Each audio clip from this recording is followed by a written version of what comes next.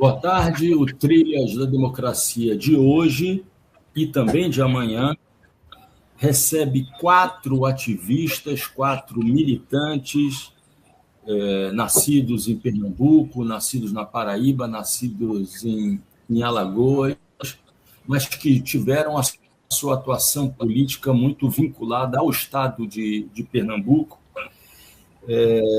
e que tiveram suas vidas atravessadas pela ditadura militar instituída no Brasil no ano de 1964, tal qual o Marcelo, o personagem central do filme O Agente Secreto, dirigido por Kleber Mendonça Filho, diretor pernambucano, e que se passa no ano de 1977.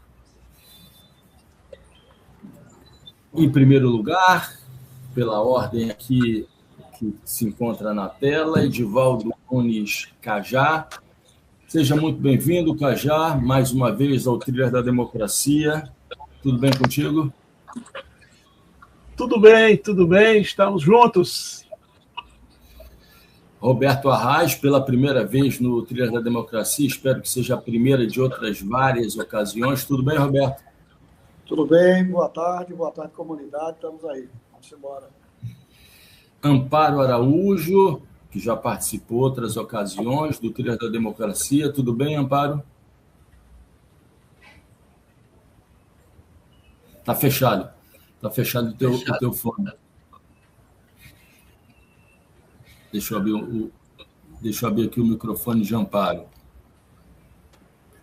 Agora sim, pode falar, Amparo. Tudo bem? Tudo bem, é um prazer e uma alegria estar aqui com essa companheirada toda de longas datas, de muitas caminhadas. Muito bom estar aqui com vocês. E Marcelo Santa Cruz, para fechar aqui essa roda virtual. Tudo bem, Marcelo, que também já participou do Trilhas da Democracia em outras ocasiões? Tudo bem, Marcos. E para mim, como o Amparo disse, é um prazer imenso, uma alegria estar na Trilha da Democracia, inclusive discutindo esse tema, que é o tema da democracia, é o tema de que nunca mais se tenha uma ditadura no país.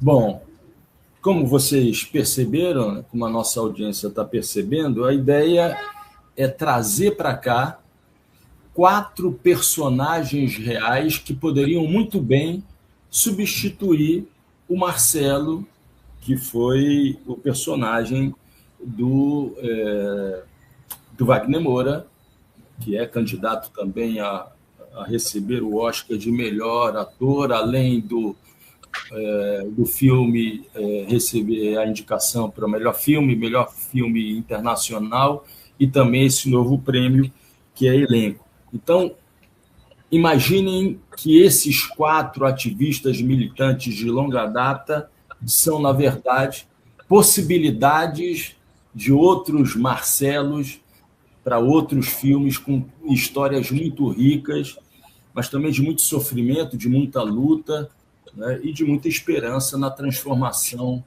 da sociedade brasileira nos anos de 1970.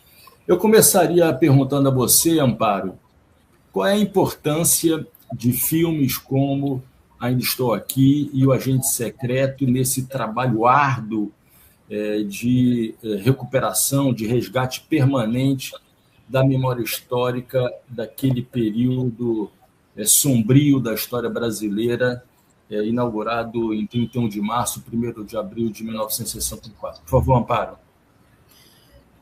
O papel do filme ele consubstancia assim, o papel da arte na história de toda a humanidade, porque a arte, né, e no caso a arte cênica, o audiovisual, não é, tem tudo a ver com a identidade de um povo, com a identidade das pessoas.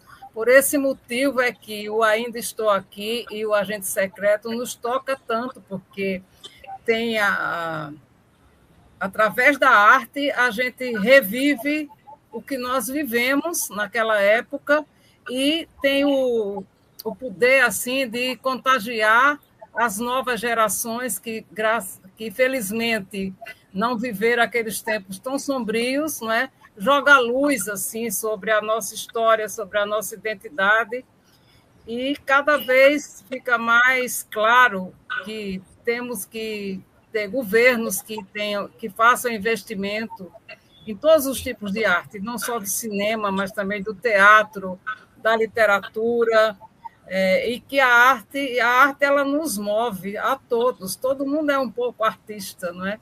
Então, foi fundamental esses 2 filmes para que a consciência das pessoas fossem renovadas, as memórias fossem lembradas, para que a gente realmente, de fato, nunca esqueça e nunca queira de volta tempos tão sombrios e tão cinzentos como foram aqueles da ditadura toda e, sobretudo, da década de 70, onde mais se matou militantes políticos no nosso país. Roberto, Amparo tocou num ponto importante. Eu gravei uma entrevista com o diretor pernambucano Marcelo Gomes, de cinema, Aspirinas e Urubus, e que o ano passado lançou Criaturas da Mente. E, num determinado momento, respondendo a minha pergunta sobre o porquê, qual é a razão de Pernambuco ter um audiovisual, um cinema tão rico em termos culturais. E a resposta dele foi a seguinte: porque Pernambuco passou a ter investimento público há 2 décadas atrás. E isso alavancou a produção do audiovisual, do cinema em Pernambuco, levando Pernambuco a se ultrapassar a Via Dutra, né? Quer dizer, imaginar que o cinema brasileiro sempre ficou no eixo Rio-São Paulo. Eu queria que tu falasse também sobre a importância de filmes como Ainda Estou Aqui e O Agente Secreto, no resgate da memória da ditadura de 64, mas que também falasse dessa importância, né, do apoio do poder público nas artes, como disse Amparo, na arte, na cultura, de maneira geral.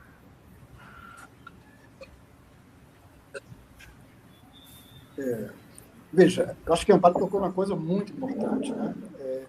A arte, a cultura, ela é fundamental, né? Fundamental para a memória, para a história, né? Do nosso povo, é a nossa identidade. Pernambuco realmente tem uma história muito marcante na área da cultura. A gente protagonizou, nos anos 60, um movimento de cultura popular, onde se for essas facetas, né, da cultura, da arte, né, a arte visual, o teatro, a música, né, e também junto com a alfabetização de adultos. Então, esse movimento teve um caráter fundamental na formação de grande parte dessas pessoas que estão aí, né, militando, né, porque também beberam dessa história, né? E essa história ela é muito importante. As políticas públicas são fundamentais. Não há cultura sem apoio da política pública, porque ela não sobrevive, ela enfrenta muitas dificuldades, porque ela é feita principalmente por pessoas da área popular e da área da classe média, né? Não são os ricos, os grandes produtores, pelo contrário, eles minam o desenvolvimento da cultura livre, né? Da cultura popular. Então, esses 2 filmes, eles realmente foram extraordinários para a memória do país, né? A história do Rubem Paiva, né, trouxe para a cena nacional, né? Circulou pelo país e pelo mundo. Quer dizer, não é só Brasil, porque deixa de ser um filme nacional. Ele passa a ter um caráter internacional. Quer dizer, contar para o mundo inteiro. Isso mobiliza, né? Mobiliza a juventude, todas as memórias, todas as classes, né? E foi muito importante, né, para resgatar também essa história dos desaparecidos, né, porque é inadmissível, né, que a gente tenha passado por esse processo da ditadura e não tenha tido punições, né, que a gente não tenha tido os processos como hoje está tendo com relação à tentativa de golpe, né? Esses processos teriam que ter acontecido Essas pessoas tinham que responder quem matou, quem torturou. É de uma violência, de uma monstruosidade inaceitável para a humanidade, né? Para o nível de convivência humana. Então, isso tudo, né, de certa forma, foi despertado. E esse ano, o Agente Secreto, né, é interessante porque ele pega a nossa paisagem, ele pega o Cinema São Luís, ele pega esse processo que a gente vivencia, né, no nosso centro da cidade, né, onde eu trabalhei como office boy nos anos 70, né, no jornal O Globo, a sucursal que tinha aqui, né, e depois trabalhei no Jornal do Comércio como fotógrafo, laboratorista e repórter fotográfico. Então, eu circulava nesse centro, né, e a gente via, e ao mesmo tempo já militava no Partido Comunista Brasileiro. Eu entrei com 18 anos, já próximo de fazer 19, na campanha do senador Marcos Freire, em 1974, onde a juventude se organizou, se mobilizou para derrotar a ditadura. Ali eu acho que foi um grande momento político, né? Mas aí também teve uma grande reação, a ditadura saiu caçando mandatos, perseguindo, e nós, né, sofremos muito também com esse processo. A gente não pode dizer, a ditadura deixa sequelas terríveis nas nossas vidas, né? Pessoas que a gente perdeu do nosso convívio, pessoas que desapareceram, pessoas que adoeceram, pessoas que foram presas, arrancadas de suas casas, sequestradas, né, violentadas. Quer dizer, tudo isso mexeu conosco, né? E parte da gente também, né, fui detido algumas vezes, sofremos violência também, né?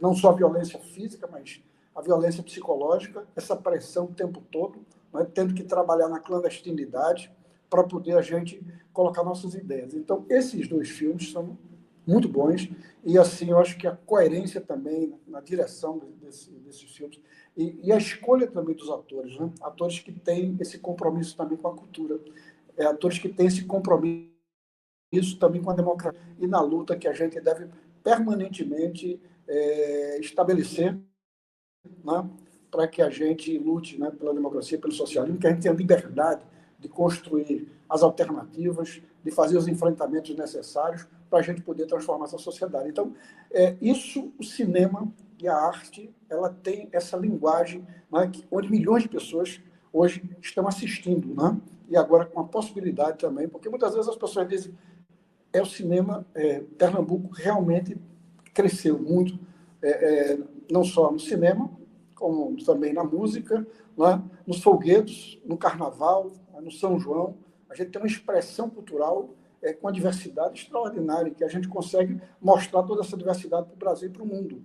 E aí, mas temos essa oportunidade, quer dizer, transformar uma coisa que seria local, mas que ganha dimensão mundial, né? Porque a luta contra a ditadura, a luta contra o fascismo, a luta contra a extrema-direita, ela não é uma luta só nossa, é uma luta do mundo inteiro. É a luta de todos os trabalhadores do mundo, que é o mundo que a gente quer mudar. É isso. Cajá, Roberto tocou num assunto importante, que é quem está em Pernambuco se reconhecer na tela, né? Uma questão de identidade. O próprio Kleber Mendonça, num depoimento que acabou se tornando aberto, né?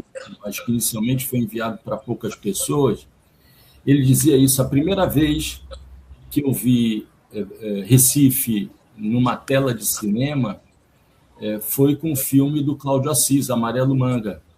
E ele falava da importância que é para o público, né, o público pernambucano, o público de Recife, Olinda, da região metropolitana do Recife, se reconhecer na tela. Porque a maioria dos filmes, até os que trataram desse período, se passam no Rio e São Paulo. Eu queria que você respondesse a mesma pergunta, mas chamasse atenção para a importância, né, desses cenários do Recife que aparecem no decorrer do filme. Por favor, Cajá. Eu me senti profundamente em casa ao assistir o filme. Me identifiquei profundamente, porque eu era parte do cenário.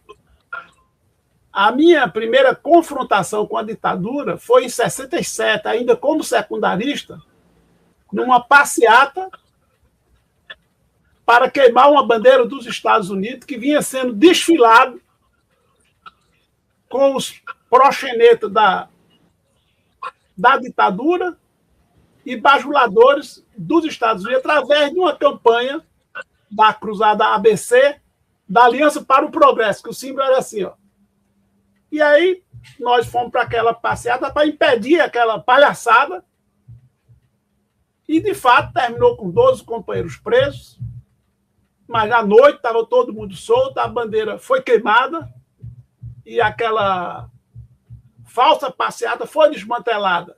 De maneira que essa história da direita se meter no meio das tradições da esquerda não é uma novidade.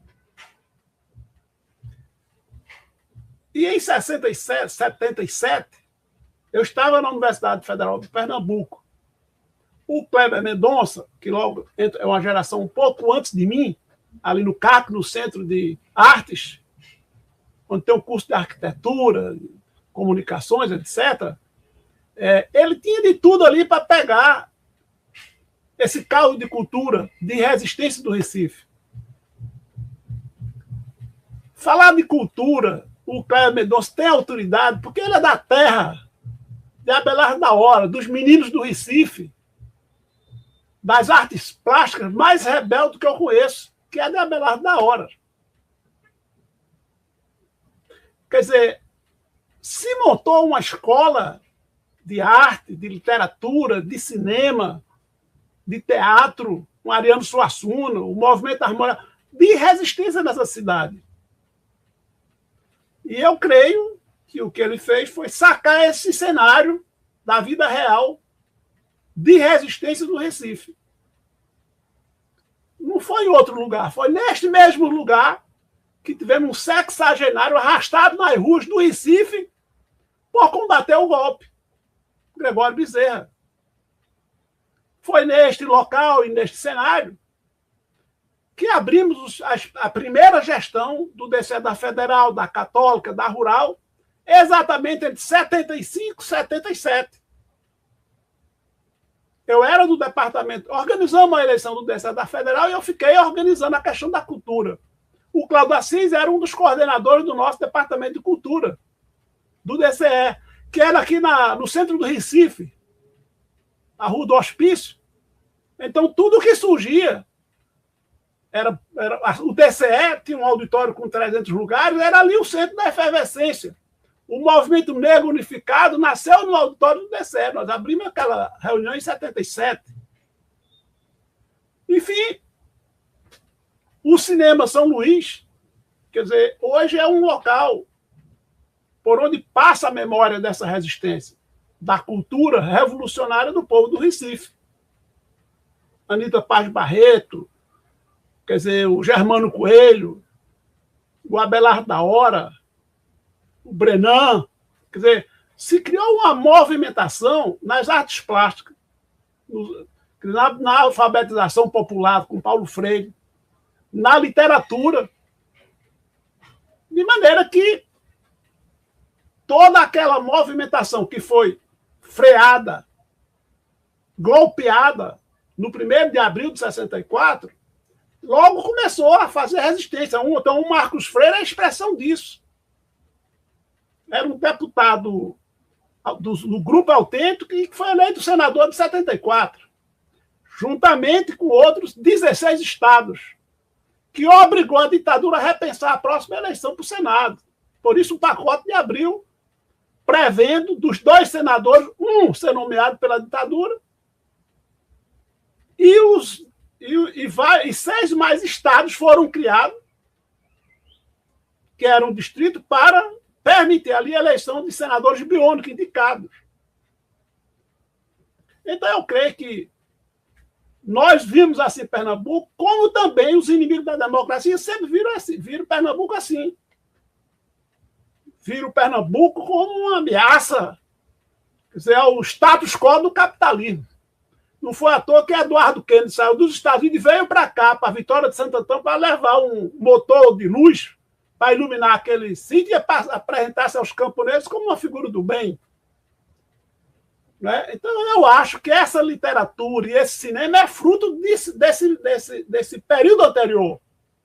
Né? Porque, olha, a questão cultural é reflexo da questão econômica, da questão política. O Celso Furtado tem toda uma história de planejamento, de pensar ao lado do povo. Quer dizer, a cana, o açúcar, a industrialização, mesmo que precária, que a Sudene conseguiu organizar, então é natural que o desenho... Por que São Paulo e Rio é o eixo da cultura? Porque é o eixo da economia. Da movimentação econômica, política.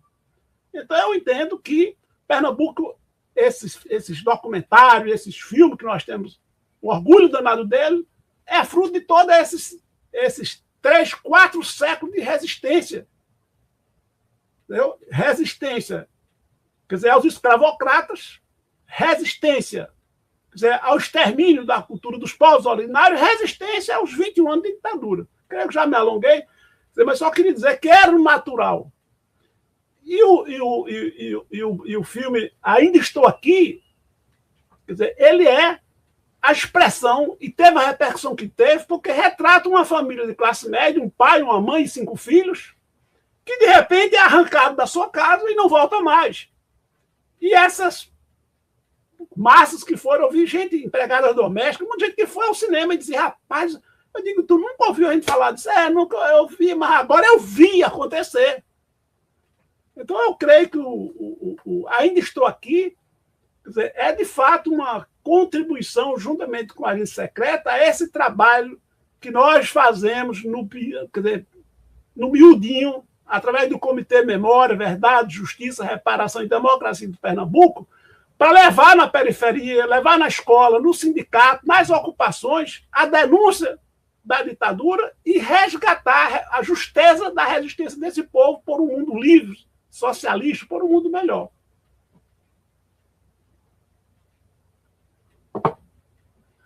Marcelo, quando o Cajá acabou de falar, eu me lembrei quando fui assistir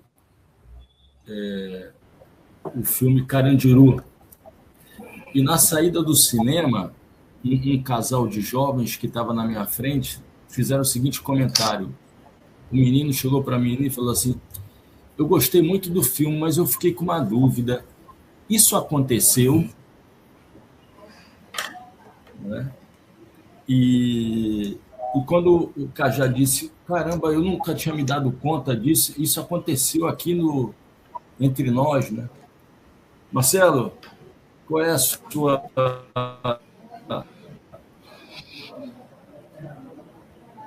avaliação, a sua análise sobre a importância desses 2 filmes para fazer com que a plateia se dê conta de que aquilo realmente aconteceu? De que não é uma obra ficcional. Boa tarde aqui a todos os companheiros que estão aqui discutindo essa questão, e eu gostaria de fazer uma análise um pouco do contexto, né? Eu sou de uma família de 10 irmãos, né? Classe média, meu pai era médico sanitarista, minha mãe pessoa que sempre muito preocupada em ler, coisa, mas teve missão de criar 10 filhos. Né? E o primeiro contato que eu tive com a ditadura, porque eu tenho também mais tempo de juventude acumulado do que os companheiros que estão aqui participando. Né? Eu estou com 82 anos, 8,2. Então, eu participei do governo antes do golpe de 64. Assisti o governo de Pelópolis, do Dr. Arraes, participei da manifestação no dia 1º de abril, que foi morto Jonas e Ivan, na Dança Barreto, e depois do golpe de 64, a gente participou através do movimento estudantil, na época secundarista, era muito a questão dos aumentos das passagens, mas também participamos como monitores do movimento de alfabetização Paulo Freire. Né? E nessa questão começamos a tomar consciência política. da situação que estava o país submetido. E, em 66, ingressei na Faculdade de Direito da Universidade Federal de Pernambuco e continuamos com a minha militância. E nessa militância, já como secundarista, o Fernando, que era estudante do Colégio Estadual, foi numa manifestação contra a ditadura, em 67, foi preso na manifestação próxima à Assembleia Legislativa, junto com Ramires Maranhão do Vale, porque queimaram a bandeira norte-americana, que era comum naquelas manifestações, que já aqui no início colocou, porque a luta anti-imperialista era muito presente no movimento estudantil daquela época. Basta dizer que eu recusava, na época eu era militante, a tomar Coca-Cola como símbolo do imperialismo. E toda a manifestação terminava com a queima da bandeira norte-americana. E nessa queima da bandeira foi preso Fernando e Ramires, todos dois tinham menos de 18 anos, foram para o juizado de menores lá na Fernando Vieira. E ficaram 8 ou 10 dias presos, e os adultos, os estudantes universitários foram presos, era enquadrado na Lei de Segurança Nacional e era encaminhado para as unidades, né, do Exército, etc., que estava sendo responsável pelas prisões naquela época. E ao ingressar na Faculdade de Direito, a gente começou a ter uma participação, e toda a nossa vida era fiscalizada anonimamente, quer dizer, sorrateiramente, através da espionagem pelos órgãos de segurança. E quando chegou no ano de 69, pouco antes, em abril, teve o atentado ao presidente da União Estudante de Pernambuco, Cândido Pinto de Melo, que ficou paraplégico pelo resto da vida, que foi cometido justamente pelos órgãos de segurança, comandados pelo Major Ferreira e toda a equipe da Secretaria de Segurança Pública do Estado de Pernambuco. E naquela época, né, o atentado da Cândido, logo depois, em maio, 27 de maio, veio justamente o sequestro e assassinato do padre Henrique Pereira Neto, que era o assessor responsável pela pastoral da juventude, e foi talvez o lado mais perverso aí naquele período para...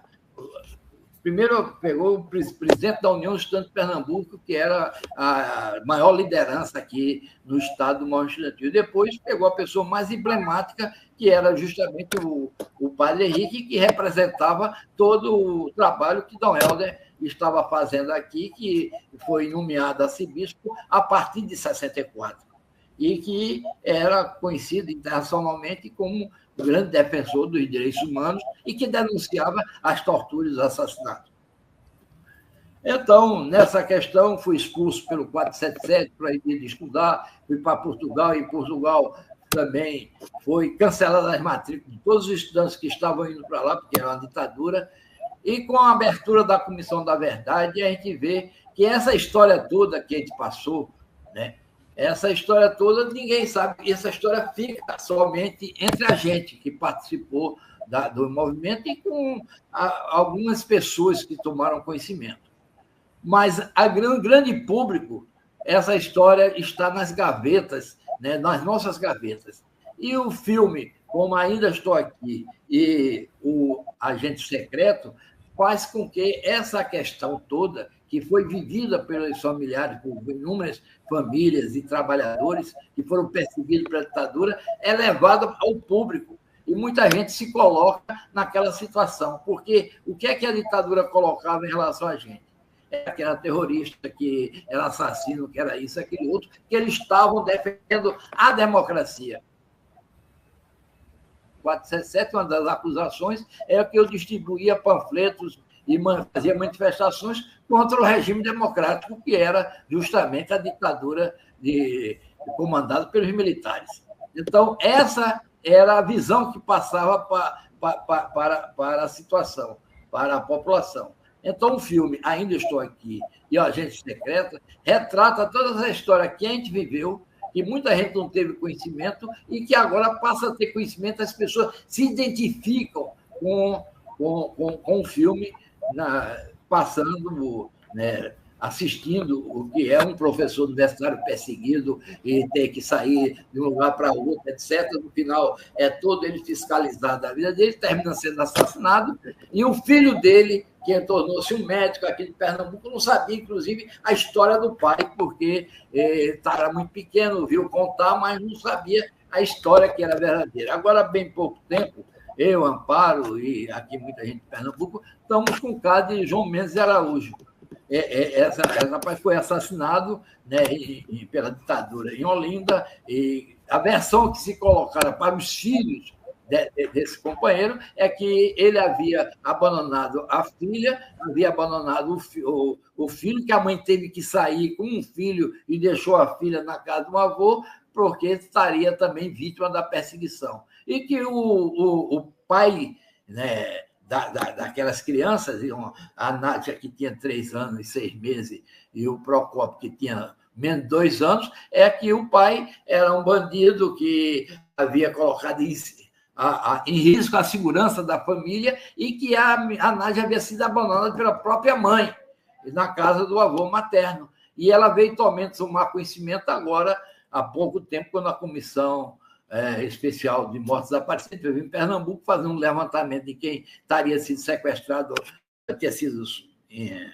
sepultado clandestinamente no cemitério Santa Amaro e na Várzea, e que estava esse levantamento, apareceu na televisão que o João Mendes de Araújo era um deles. Foi que uma cunhada viu e disse: olha, seu pai parece que saiu hoje na televisão que ele é um preso político, tem um pessoal investigando. Foi que ela tomou conhecimento, procurou Amparo, a mim, a Dani Portela, deputada, e a gente levantou toda a história do João Mendes e viu que a filha passou a ter consciência que seu pai não era um bandido, não havia abandonado ela, era um herói, estava no panteão dos heróis da pátria, porque eles foram mortos porque estava fazendo a resistência à ditadura, justamente em defesa da democracia e da liberdade. Então, essa história toda que a gente viveu, que vivia nos arquivos e nas gavetas, hoje está sendo exposta nas telas de cinema. Então, essa é a grande identidade que as pessoas sentem e conhecem, e essa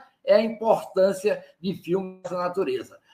Essas histórias da ditadura têm que ser contadas, têm que ser refletidas, porque ditadura nunca mais. Amparo, Marcelo já começou a responder a pergunta que eu vou fazer agora. Aonde você se encontrava em meados dos anos 70, 1977, que é o ano em que se passa o filme, mas de maneira geral, onde você estava em meados dos anos 70? Eu estava vivendo clandestinamente no Rio de Janeiro. Eita, dá para esperar um pouquinho? Só um pouquinho. Eu vivia, minha gente, é porque para conseguir um marceneiro é uma coisa muito difícil, eu consegui hoje. Eu vivia clandestinamente no Rio de Janeiro em meados de 1970, da década de 70, não é? A LN tinha praticamente se esvaído em 1974 com a queda do Tomás Meireles e com a ida de outros companheiros para o exílio. Então, a gente estava vivendo ali numa situação muito difícil, eu, uma companheira, a Suzana Lisboa, e um outro companheiro, que também vivia clandestinamente, e a gente sobrevivia fazendo os trabalhos temporários, cada um na sua área, e outros companheiros que eram apoio. Eles assinavam, por exemplo, o companheiro era arquiteto, então ele fazia os trabalhos, e um companheiro que estava na legalidade assinava e recebia, passava o dinheiro para ele. Já eu e a companheira Suzana, a gente trabalhava como secretárias assim, temporárias, né? E a gente sobrevivia ali a duras penas. Inclusive, teve uma época que veio uma proposta para a gente ir embora para o exterior, mas nós nos recusamos aí. Na verdade, depois a gente analisa, a gente foi uma tentativa de suicídio, né? Porque a gente ficou absolutamente clandestino e sem apoio logístico nenhum, né? A gente sobreviveu assim. Aí, quando chega, mais ou menos no final de 77, tem uma notícia de que haveria um golpe dentro do golpe e que aí a gente ia ficar muito, muito, muito vulnerável, né? Porque nós estávamos ali clandestina, não tinha mais nenhum suporte político da Ação Libertadora Nacional que tinha se esvaído, né? Então, nós procuramos um advogado, o Modesto da Silveira, e era uma situação muito complexa, porque nós não podíamos contratar o advogado Modesto, porque nós não éramos nós. Nós vivíamos clandestinamente. Nós não podíamos, as nossas famílias não podiam contratar o Modesto da Silveira, porque nós não éramos nós. Eles não teriam legitimidade e legalidade para contratar um advogado. Então, nós íamos assim, numa hora muito discreta ao escritório do Modesto, e lá pactuamos que ele iria a Brasília ver como é que estavam os processos, e para aí nos daria um retorno e uma orientação de o que fazer. Aí ele faz isso, e a orientação que ele nos dá muito acertadamente, foi a de que nós devíamos todos, no mesmo dia, voltar para as nossas famílias, né? Nós compraríamos uma passagem, nós estávamos no Rio de Janeiro, nós compraríamos uma passagem, Suzana para o Rio Grande do Sul, eu para Alagoas, e o outro companheiro para São Paulo. Ele estava até mais perto do que todos nós. E a orientação era que, tão logo a gente embarcasse, que o avião levantasse voo, a gente devia rasgar os documentos frios com que a gente tinha comprado a passagem e jogar fora no lixo. Só ficamos com o ticketzinho para alguma eventualidade. Então, e ao chegar na cidade das nossas famílias, a gente devia rasgar também o ticketzinho, né? Porque, no caso, na eventualidade de sermos presos, o máximo que poderia acontecer conosco, além já em 77, já se falava um pouco em abertura, em anistia, era a gente pegar no máximo 2 anos por falsidade ideológica, e também as nossas famílias poderiam contratar o advogado para nos representar. Então, assim foi feito. No caso, eu fui para Maceió, eu tinha procurado o telefone de uma das minhas tias mais nova, porque, como tinha surgido um boato de que eu teria morrido, mais ou menos ali por 75, não, 74, 73, surgiu essa notícia, mais exatamente quando mataram a Gastone Beltrão.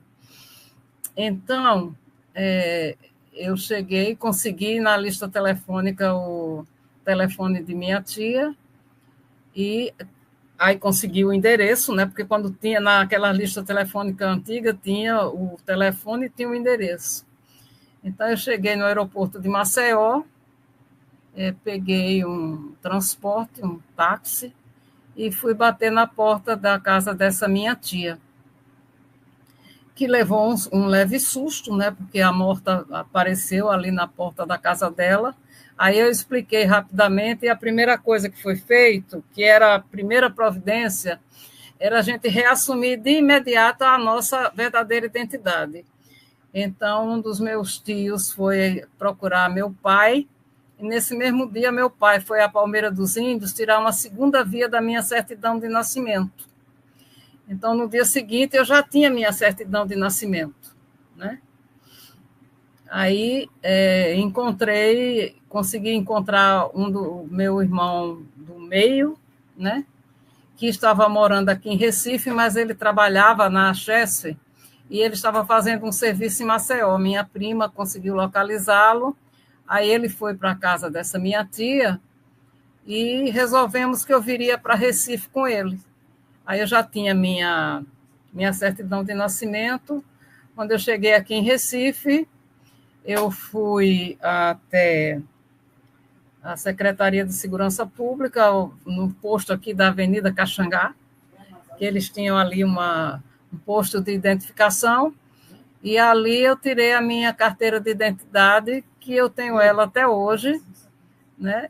Então, eu já tinha minha certidão de nascimento, aí um mês depois, mais ou menos, eu já tinha minha carteira de identidade, e tirei os outros documentos em seguida. E um combinado que a gente fez, passamos o telefone do advogado, o contato do advogado para os nossos familiares, né, do advogado Modesto, e também a gente não tinha muito facilidade telefônica naquela época, você tinha que pedir uma ligação para telefonista, que essa coisa toda. Então, a gente combinou que todo dia eu mandava 2 cartões postais, cada um mandava 2 cartões postais para o outro, aí todo dia a gente também recebia, era uma forma da gente saber se os outros 2 estavam bem. Mas no começo a gente até envelopava, mas aí chegavam os envelopes eles tinham sido violados e tinha uma adesiva bem ostensiva. Então, para facilitar e para a gente se incomodar menos psicologicamente com aquela violação, a gente resolveu começar a mandar os cartões com muito pouca coisa escrita e sem envelope. Aí, assim, fomos fazendo até a luta pela anistia começar. De fato, aqui eu comecei a frequentar a sede do MDB, que ficava ali na Avenida João de Barros. Aí, na época, tinha o Jarba Vasconcelos, que eu acho que ele era o presidente, não me lembro bem, mas eu fui muito bem acolhida e recebida. E foi lá que começou, vamos dizer assim, a gestação do Comitê Feminino pela Anistia aqui, que depois se transformou no Comitê Brasileiro pela Anistia, e eu frequentava aquele espaço, e uma providência imediata foi retomar meus estudos, né? Com muito medo ainda. Eu comecei eu tinha que concluir o 2º grau, aí eu fiz aquele supletivo, e prestei vestibular no ano de começo de 79, não é? Entrei na Universidade Federal de Pernambuco para fazer o curso de serviço social, e é nessa ocasião que eu conheço o Cajá, mas eu ficava assim muito discretamente, porque eu tinha muito medo que alguém... Eu ainda era clandestina praticamente, né? E eu sabia que eu era observada. Então, eu tinha muito medo que as pessoas fossem prejudicadas por isso. Aí eu observava tudo muito de longe, às vezes até participava de alguma reunião, tal, mas... Então, foi assim a retomada. Aí, em seguida, eu passei no vestibular, me matriculei e comecei a fazer o curso de serviço social. Em seguida, eu fui morar na casa da estudante, na casa feminina da estudante ali na Avenida Portugal. Em seguida, teve a votação da anistia, não é? Em 79, em seguida teve um congresso pela anistia em Salvador. Aí a militância foi retomada, mas nesses novos termos. Aqui, o Modesto da Silveira orientou para que, em alguma eventualidade, eu procurasse Pandolf ou como é, Aramis Trindade, uma coisa assim, não me lembro bem o nome desse outro advogado. Eram esses 2. Aí, nesse tempo também, saiu o jornal Em Tempo, saiu meu nome na lista dos desaparecidos políticos. Tem o nome do meu irmão e tem o meu. Aí eu fiquei assim, Amparo, você não foi presa nem por falsidade ideológica, não, nem pela tua militância na Ação Libertadora Nacional, né? Não. Eu era muito disciplinada porque as minhas tarefas eram de retaguarda de pessoas que se arriscavam muito. Então, eu tinha que ter muito cuidado. Então, porque eu fui casada com o Yuri Xavier Pereira, que era do comando da LN. Quando ele morre, eu me caso com o Luiz José da Cunha, isso no começo da década de 70, né? Na primeira metade da década de 70. Aí, quando o Yuri é assassinado, eu me casei com o Luiz José da Cunha, o comandante crioulo, e depois que o comandante crioulo morre, eu me casei com o Tomás Antônio da Silva Meireles Neto. Então, as minhas responsabilidades era cuidar praticamente da segurança dos comandos, e também eu cuidava das armas, né? Vamos dizer assim, a minha responsabilidade era ter as armas todas organizadas, cuidadas, tratadas, limpas, azeitadas, vamos dizer assim, as munições organizadas de uma forma que fosse bem prático serem municiadas, né? E também eu cuidava de elaborar documentação para os companheiros que estavam na clandestinidade. Então, vamos dizer assim, que eu sabia o nome de todo mundo, como eu também assinava o nome por qualquer autoridade, de passaporte, a carteira de identidade, a profissional, era essas as minhas tarefas. Então, eu nunca fiz nenhuma ação armada, vamos dizer assim, eu trabalhava na preparação das ações. Então, naquela fase anterior vamos dizer assim, o planejamento operacional da ação que ia ser feita, né? Amparo. Os companheiros não me designavam para nenhuma, porque meus treinamentos foram feitos aqui no Brasil e foram muito poucos. Eu conhecia as armas, eu aprendi a montar, desmontar, cuidar, mas possivelmente eu não tinha uma boa pontaria porque eu fui muito pouco treinamento. Então, eram essas as minhas tarefas até 74. Aí, quando a LN, os últimos militantes morrem ou vão para o exterior, aí fica essa coisa da sobrevivência, eu e mais 2 pessoas. Aí culmina eu vindo para Pernambuco, para Alagoas e depois para Pernambuco.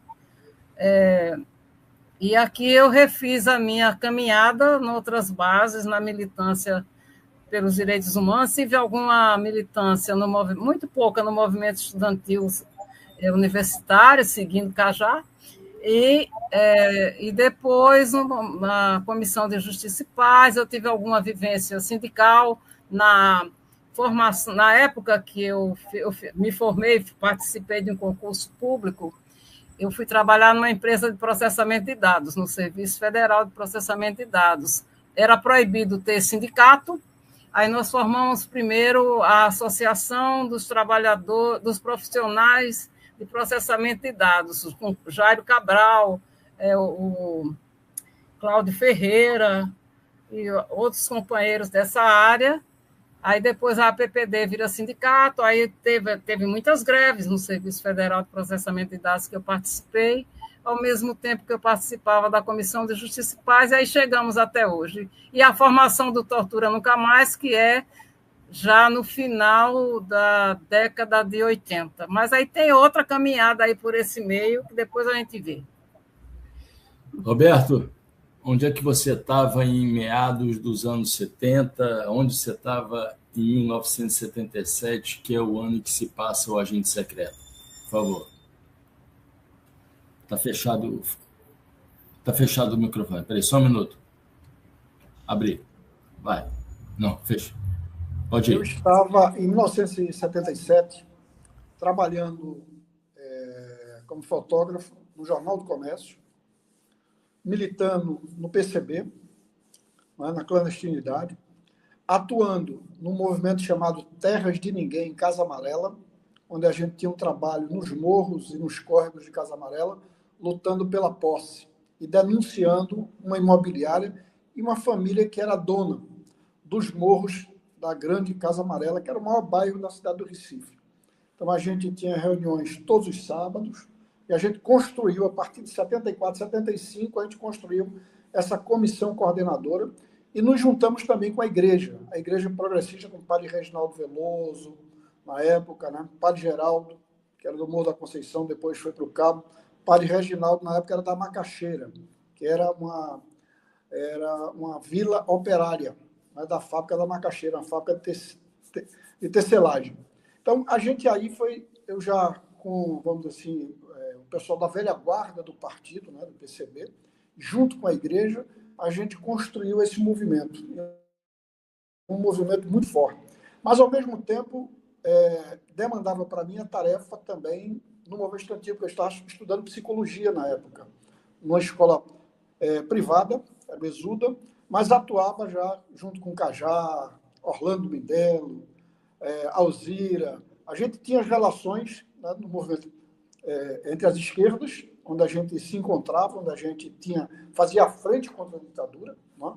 Então, eu já atuava também junto do DCE, sempre nos grupos de estudo. Inclusive, montamos lá um trabalho, fizemos uma exposição em 76 de fotografias no DCE, que o DOPS foi lá e, inclusive, convocou o presidente do DCE na época, Orlando Mindelo, para prestar depoimento sobre essa exposição. Porque a exposição era sobre o Nordeste e sua gente. E a gente mostrou a realidade do Nordeste naquele momento, né? Que era um pouco da realidade brasileira, da miséria, da fome, né? E aí de forma, quer dizer, artística e ao mesmo tempo social. Era uma denúncia social. E o DOPS caiu em cima disso, né? Fotografou todas as fotografias, né? Nós fomos fichados, e Orlando foi responder no depoimento, né? Por que tinha permitido, né? Aquela mostra, mostrando só um lado ruim do Nordeste, porque não mostrou as ações do governo, da ditadura e tal, etc. Pronto. E aí, eu militei também nessa época, eu entrei em 75, na Ação Católica Operária. Então, participava também na Ação Católica Operária e tinha um movimento de bairro que a gente estava construindo através do Jornal dos Bairros. Eu participava dessa comissão central da construção do Jornal dos Bairros. Então, a gente vivia envolvido em muitas ações. Né? A vida da gente era muito... era quase 24 horas em ação. Então, foi uma época muito dura, muito difícil, mas, ao mesmo tempo, a gente também estava se articulando nacionalmente.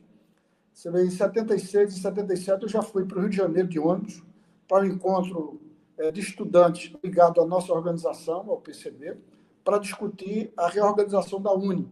A gente já estava no processo de reconstrução da UNE. Né? Inclusive, participei do congresso que foi em 78, se eu não me engano, em 78 que a gente refundou a União Nacional dos Estudantes, lá em Salvador, na Bahia. Então, nós participamos, a gente viajou, foi parado em 5 vezes na estrada, né? Íamos à rodoviária federal pegando nossos nomes, e o que é que estão fazendo, vendo se tinha panfleto, se tinha material subversivo ou não nos carros.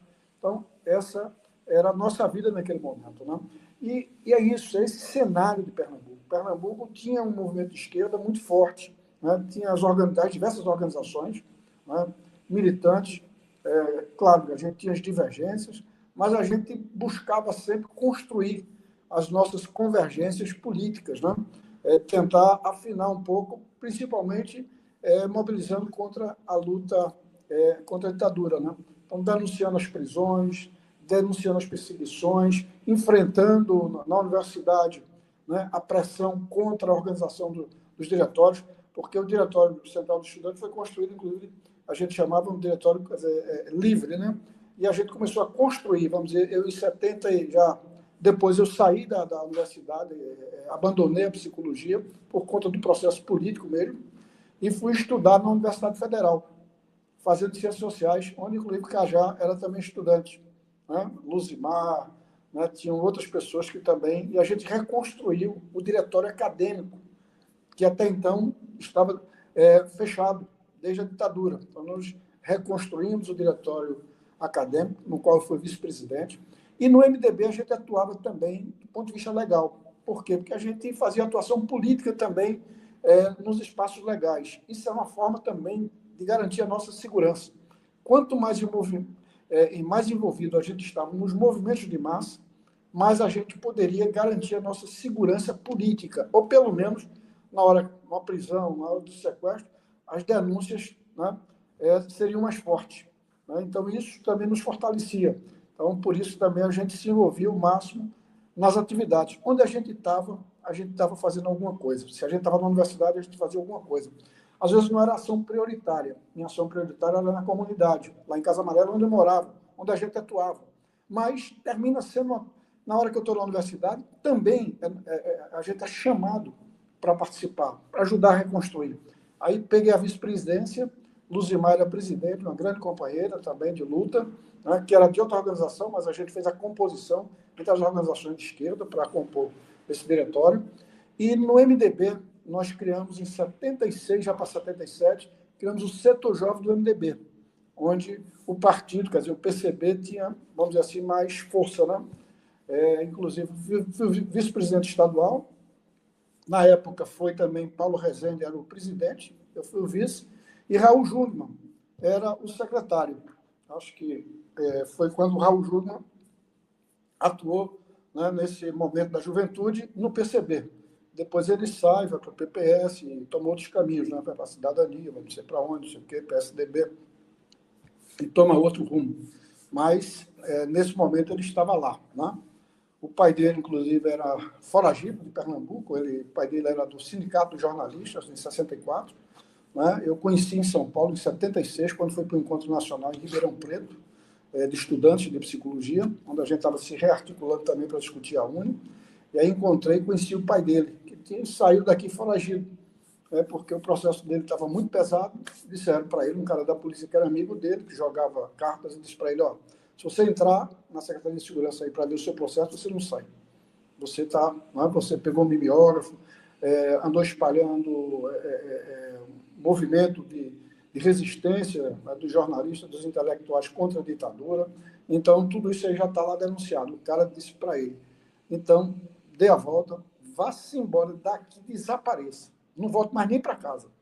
Porque quem não vier hoje prestar esclarecimentos aqui na Secretaria de Segurança, né, serão buscados em casa. Então, desapareça. Aí ele pegou, deu a volta, tinha um irmão dele lá com o carro, já foi para Paraíba, da Paraíba pegaram o ônibus, e ele terminou em São Paulo. E conseguiu sobreviver. Muitos anos lá, escondido em São Paulo, mudou a identidade e tudo, voltou a trabalhar e produzir.